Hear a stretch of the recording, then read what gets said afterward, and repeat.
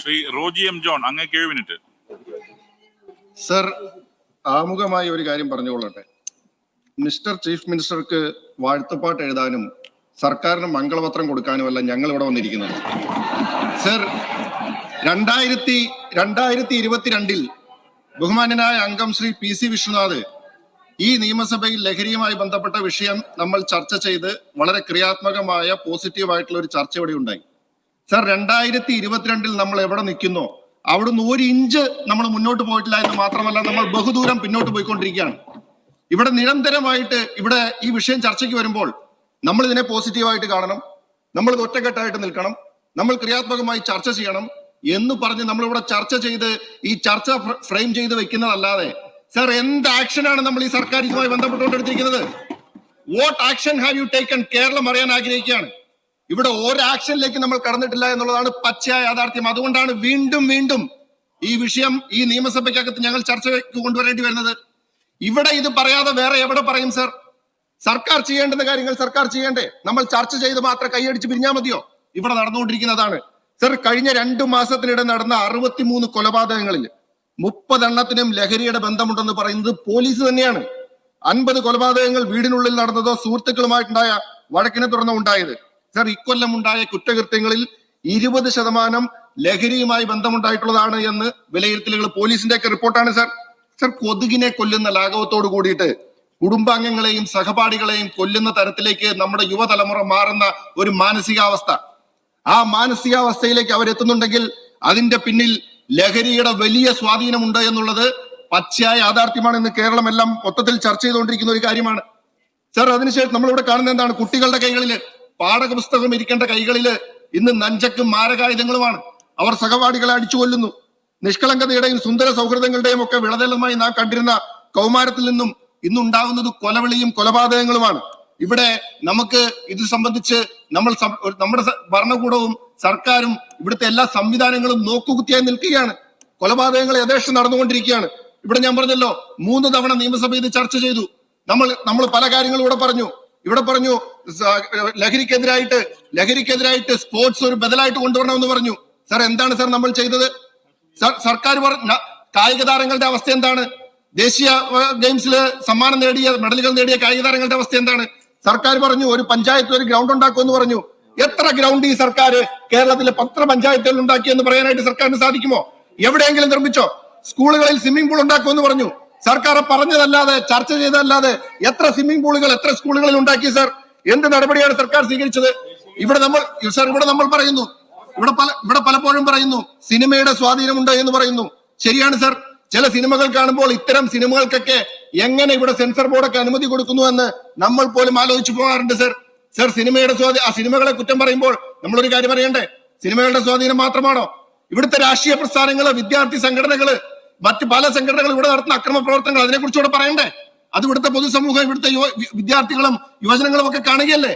ഇവിടെ സമരം ചെയ്യുന്നവരെ ചെടിച്ചട്ടി കൊണ്ട് തലക്കടിക്കുന്ന പ്രവൃത്തി ഉണ്ടാകുമ്പോ അതിനെ രക്ഷാപ്രവർത്തനം എന്ന് പറഞ്ഞ് ന്യായീകരിക്കുന്ന ഒരു കേരളത്തിന്റെ മുഖ്യമന്ത്രിയാണ് ഇവിടെ ഉള്ളത് സർ. അങ്ങനെ അക്രമങ്ങളെ ന്യായീകരിക്കാൻ ഒരു മുഖ്യമന്ത്രി തന്നെ രംഗത്ത് വരുമ്പോൾ പിള്ളേർക്ക് നഞ്ചക്ക് കൊണ്ട് അടിക്കുന്നതിനകത്ത് എന്ത് അസ്വാഭാവികതയാണ് സാർ തോന്നുന്നത്? ഇവിടെ ASFന്റെ ഒരു വനിതാ പ്രവർത്തകയെ നെഞ്ചത്ത് ചവിട്ടിയിട്ട് പറയുകയാണ്, നിനക്ക് തന്തയില്ലാത്ത കൊച്ചിനെ ഉണ്ടാക്കി തരുമെന്ന് ഒരു SFIയുടെ നേതാവ് പറയുകയാണ്. കേരളത്തിൽ പരസ്യമായിട്ട് വിളിച്ചു പറയുകയാണ് സർ. സർ, ഇവിടെ സിദ്ധാർത്ഥന്റെ കൊലപാതകം നമ്മൾ കാണുകയുണ്ടായി. സിദ്ധാർത്ഥന്റെ കൊലപാതകത്തിൽ അതിന്റെ പിന്നില് SFI എന്ന വിദ്യാർത്ഥി സംഘടനയുടെ പങ്ക് വളരെ പച്ചയായി പുറത്തു വന്നിരിക്കുകയാണ്. ആ കൊലപാതകത്തില് അതിൽ പ്രതികളായിട്ടുള്ള ആളുകൾക്ക് സംരക്ഷണം കൊടുക്കുന്ന നടപടിയാണ് സർക്കാരിന്റെ ഭാഗത്തുനിന്ന് ഉണ്ടായിക്കൊണ്ടിരിക്കുന്നത്. അപ്പോൾ എന്ത് തരത്തിലുള്ള സന്ദേശമാണ് ഈ അക്രമത്തിനെതിരെ നമ്മൾ ഈ സാധാരണക്കാരായിട്ടുള്ള ആളുകൾക്ക് അല്ലെങ്കിൽ കേരളത്തിലെ യുവജനങ്ങൾക്ക് കൊടുത്തുകൊണ്ടിരിക്കുന്നത്? യാതൊരു തരത്തിലുമുള്ള ഇതിനെ നിയന്ത്രിക്കാനുള്ള പ്രവർത്തനങ്ങൾ സർക്കാരിന്റെ ഭാഗത്തൊന്നുമില്ല. സർ, ഇന്നെന്താ നടന്നുകൊണ്ടിരിക്കുന്നത്? സർ, പോലീസും എക്സൈസുകാരും ലഹരി മാഫിയയിൽ അല്ലെങ്കിൽ അതിന്റെ നേതൃത്വം കൊടുക്കുന്ന ആളുകളെ ഏതെങ്കിലും ഒരാളെ അറസ്റ്റ് ചെയ്യുവാനായിട്ട് കൃത്യമായി ഫലപ്രദമായിട്ട് നടപടിയെടുക്കുവാനായിട്ട് പോലീസിന് ധൈര്യമുണ്ടോ? സർ, പല സ്ഥലങ്ങളിലും പോലീസിന് മയക്കുമരുന്ന് മാഫിയ ഭയമാണ്. കാരണം ഏതെങ്കിലും ഒരുത്തിനെ പിടിക്കുകയോ എന്തെങ്കിലും നടപടി എടുക്കുകയോ അവനെ ജയിലിലടയ്ക്കുന്ന സാഹചര്യം ഉണ്ടായി കഴിഞ്ഞാൽ മറ്റാളുകൾ വന്ന് ആക്രമിക്കുമോ എന്നുള്ള ഭയം പലപ്പോഴും എക്സൈസ് ഉദ്യോഗസ്ഥരെയും പോലീസിനെയും പോലും വേട്ടയാടുന്നു എന്നുള്ളതാണ് സാർ യാഥാർത്ഥ്യം. ഇവിടെ പിടിക്കുന്നുണ്ട്, കേസുകൾ രജിസ്റ്റർ ചെയ്യുന്നതിന്റെ കാര്യം പറഞ്ഞു. സർ, ആരെയാണ് സാർ പിടിക്കുന്നത്? കേസുകൾ രജിസ്റ്റർ ചെയ്യുന്നത് ഇത് ചെറിയ അളവിൽ കൈവശം വെക്കുന്ന, ഇത് ഉപയോഗിക്കുന്ന ഉപഭോക്താക്കളായിട്ടുള്ള ആളുകളെ നിരവധിയായിട്ട് പല സ്ഥലങ്ങളിലും കേസുകൾ പിടിക്കുന്നുണ്ട്. ഇവിടെ ചർച്ച വരുമ്പോൾ പറയുന്നു ഇത്ര കേസുകൾ ഞങ്ങൾ രജിസ്റ്റർ ചെയ്തു, ഇത്ര പേരെ അറസ്റ്റ് ചെയ്തു എന്ന് പറയുന്നത്. സാർ, ഈ പിടിക്കപ്പെടുന്നത് മുഴുവൻ ചെറിയ മീനുകളാണ് സാർ. വലിയ മത്സ്യങ്ങൾ, വലിയ തിമിംഗലങ്ങള് ഇന്ന് കേരളത്തിന്റെ മണ്ണിൽ യഥേഷ്ടം അവർ വിലസുകയാണ്, ലഹരി മാഫിയ. കാരണം നമ്മൾ ആരെ പിടിക്കുന്നത്? ഇത് ഉപയോഗിക്കുന്ന ആളുകളെ പിടിക്കുന്നു. സാർ, ഇതിനൊരു സപ്ലൈ ചെയിനില്ലേ? ഇത് കൊണ്ടുവരുന്ന ആളുകളില്ലേ? ഇതിന്റെ പിന്നിലുള്ള മാഫിയകളില്ലേ? ആ സപ്ലൈ ചെയിനില് അവസാന കണ്ണിയെ പിടിക്കുമ്പോൾ ഇത് എവിടെ നിന്ന് വരുന്നു? ഇതിന്റെ വിപണനം നിയന്ത്രിക്കുന്ന മാഫിയകൾ, ആ മാഫിയെ പിടിക്കാൻ വേണ്ടിയിട്ടുള്ള എന്ത് നടപടിയാണ് സാർ സർക്കാരിന്റെ ഭാഗത്തുനിന്നുണ്ടാവുന്നത്? അത്തരത്തിലുള്ള എത്ര മാഫിയകളെ സർക്കാർ നിയമത്തിന് മുമ്പിൽ കൊണ്ടുവന്നു എന്ന് പറയാൻ സാധിക്കുമോ? സാർ, ഇവിടെ ഇന്ന് എന്താ നടക്കുന്നത്? ഇത് ലഹരിയുടെ ഉപയോഗം നടക്കുന്ന, അല്ലെങ്കിൽ അതിന്റെ വ്യാപനവും വിപണനവും ഒക്കെ നടക്കുന്നത് ഡാർക്ക് വെബിലൊക്കെയാണ്, സിന്തറ്റിക് ഡ്രഗുകളാണ്. ഈ ഡാർക്ക് വെബിലൊക്കെ ഇതിന്റെ വിപണനം നടക്കുമ്പോൾ നമ്മുടെ എക്സൈസ് വകുപ്പിന്റെ കയ്യിൽ എന്താ ഉള്ളത് സാർ? പഴയ തുരുമ്പിച്ച വാഹനവും ലാത്തിയുമായിട്ട് എക്സൈസ് വകുപ്പുകാർ നടക്കുകയാണ്. നമ്മൾ പലപ്പോഴും എക്സൈസ് നമ്മുടെയൊക്കെ മേഖലകളിൽ പരിശോധിക്കുമ്പോൾ അവരുടെ അടുത്ത് കൃത്യമായിട്ടുള്ള അവർക്ക് ഉപകരണങ്ങളില്ല, സാങ്കേതിക സൗകര്യങ്ങളില്ല. ഇവിടെ ആധുനിക സംവിധാനങ്ങൾ ഉപയോഗിച്ചുകൊണ്ട് ലഹരി മാഫിയ വിലസുമ്പോൾ ഈ പഴയ ലാത്തിയും പിടിച്ചുകൊണ്ട് നടക്കുന്ന ഒരു എക്സൈസ് വകുപ്പിനെയാണ് നമുക്ക് ഇവിടെ കാണാൻ സാധിക്കുന്നത്. ഇവിടെ വിമുക്തിയുമായി ബന്ധപ്പെട്ട കാര്യം പറഞ്ഞു സാർ. കഴിഞ്ഞ ദിവസം നിയമസഭയിൽ ഞങ്ങൾ ഇതിനു മുമ്പ് പറഞ്ഞിട്ടുള്ള കാര്യമാണ് സാർ. ഇത് കൊടുക്കുന്ന ഈ അങ്ങ് ദേവിയത് ബഹുമാനപ്പെട്ട സർക്കാരിനോട് ഞങ്ങൾ അഭ്യർത്ഥിക്കുകയാണ്. ഈ ലഹരി പ്രതിരോധ പ്രവർത്തനം അല്ലെങ്കിൽ ഇതിനെതിരായിട്ടുള്ള പ്രചരണ പ്രവർത്തനങ്ങൾ അത് ദയവ് ചെയ്ത് എക്സൈസ് വകുപ്പിന്റെ കയ്യിൽ നിന്നും എടുത്ത് വേറെ ഏതെങ്കിലും വകുപ്പിന്റെ കൊടുക്കണം. ഇത് എന്തൊരു പ്രഹസനമാണ് സാർ നടക്കുന്നത്? ഇത് കൊടുക്കുന്നതും എക്സൈസ് വകുപ്പ് തന്നെ, ഇത് കഴിക്കരുതെന്ന് പറയുന്നതും എക്സൈസ് വകുപ്പ് തന്നെ. നമ്മളൊരു സിനിമയിൽ പറഞ്ഞത് എന്തൊരു പ്രഹസനമാണ് സാർ.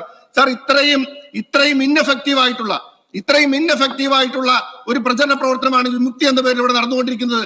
ആവശ്യത്തിനുള്ള ഉദ്യോഗസ്ഥർ പോലും ഇന്ന് പല സ്ഥലങ്ങളിലും ഇതിനില്ലാതിരിക്കുന്ന കാഴ്ച നമ്മൾ കണ്ടുകൊണ്ടിരിക്കുകയാണ്. സാർ, കേരളത്തില് ഇത്രയധികമായിട്ട് കേരളത്തിന്റെ യുവത്വത്തിനെ, ഒരു തലമുറയെ തന്നെ കാർന്നു തിന്നുന്ന ഒരു മഹാവിപത്ത് അഴിഞ്ഞാട്ടം നടത്തുമ്പോൾ നമ്മളിവിടെ പല ആവർത്തി ചർച്ച ചെയ്തു. ക്രിയാത്മകമായിട്ടാണ്